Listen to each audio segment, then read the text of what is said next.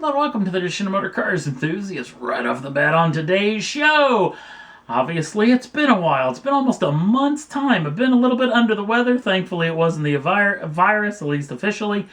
So let's get right in the action because there's been a ton of stuff that has happened in the past over 20 days, including this particular story. This is a story that we brought to you a little bit before, which was that Cannonball Record, which, quote-unquote, there was a little bit of controversy maybe that this particular record wasn't legit.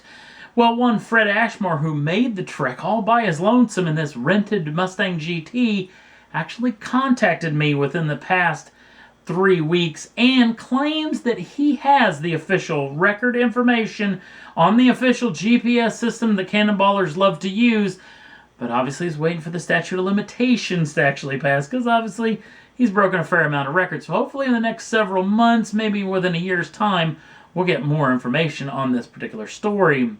Remember when Lamborghini showed off that cyan version, that hardtop limited edition version of the Aventador? Well, now they're going to do a drop-top version of that particular machine. Coming again with that mild hybrid 48 volt with the V12 attached to it, giving this thing 819 horsepower. They're only going to build 19 of these things for the world. And if you were hoping to get your grubby little mitts on them, it's too late because all 19 of them have actually been spoken for. But if you want to bring down a little bit your expectations, but definitely not the fun factor, the Black Series version of the AMG has debuted over the past couple of weeks. And if you know anything about the Black Series versions of AMG Mercedes-Benz vehicles, it's the best of the best, especially when it comes to track day goodness.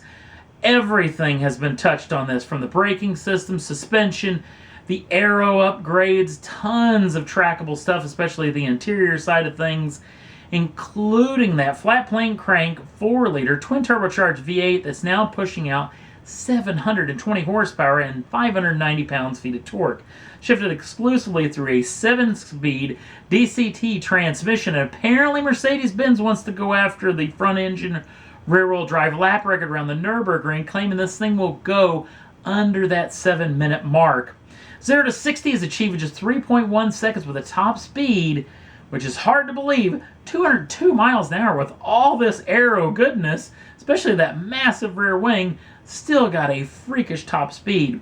No pricing or availability have been released as of yet, but we'll hopefully have that information. Check back on the Facebook page over the next several weeks.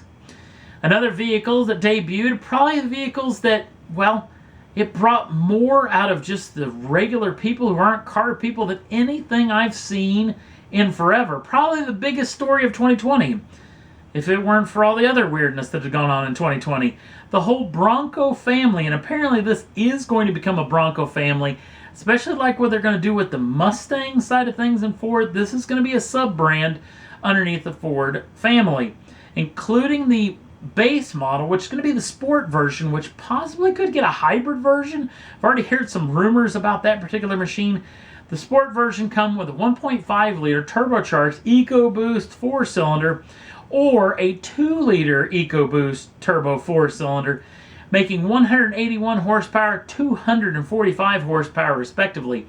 Now this is somewhat of the softcore version, but it gives you all the Bronco goodness, still gives great off-road capabilities. In fact, some of the best in its class as far as ground clearance and approach angles of any other machine inside of its market. But if you step up to the big dogs, especially we talked about the 4-door Bronco and the 2-door Bronco, this is where it really gets into the big time stuff.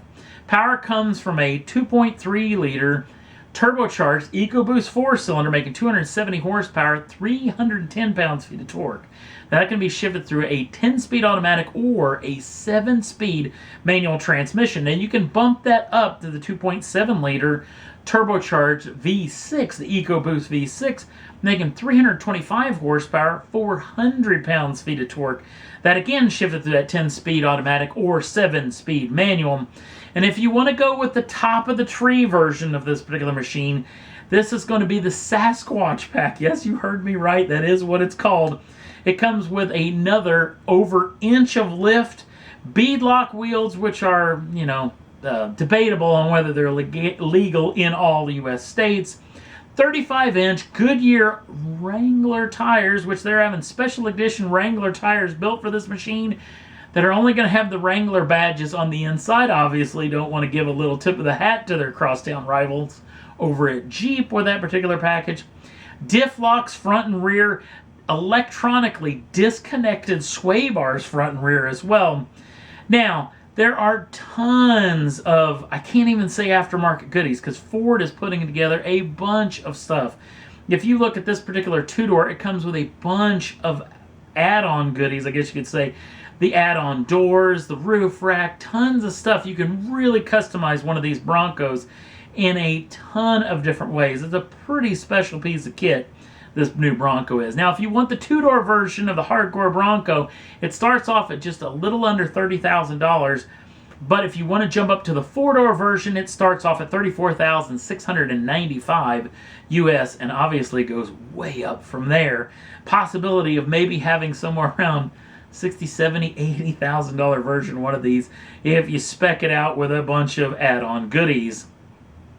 Now let's go over from Ford to another crosstown rival of theirs, from the folks over FCA and the Dodge brand, who showed off a trio of brand new 6.2-liter supercharged Hellcat V8 powered machines, including the brand new Durango Hellcat SRT, which is probably going to be the rarest of this trio, because Dodge claims that they're only going to build these for 6 months.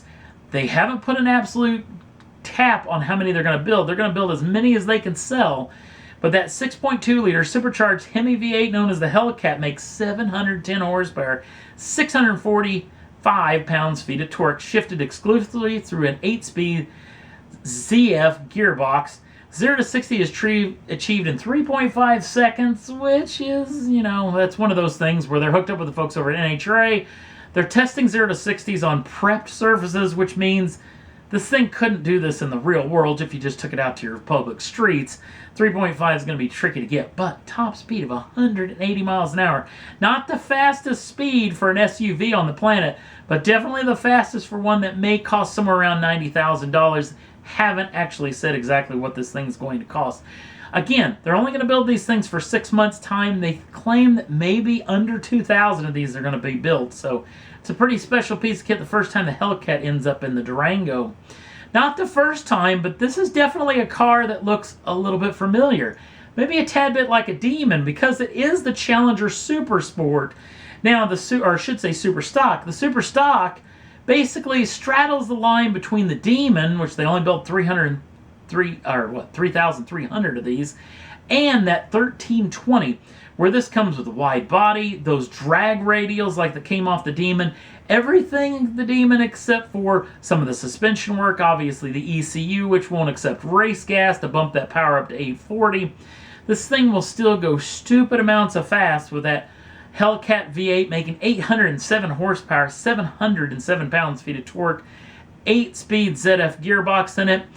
And of course, FCA are claiming now too, they will not sell you Demon parts for non-Demon vehicles. So if you wanted to bump this thing up to make it a Demon, which obviously would be way cheaper in the aftermarket, which is where I would go, not through the factory parts on this deal, but they're claiming that you can't build a Demon clone out of one of the new Super Stocks. Also, another vehicle that they came up with is finally the Charger gets a Redeye edition.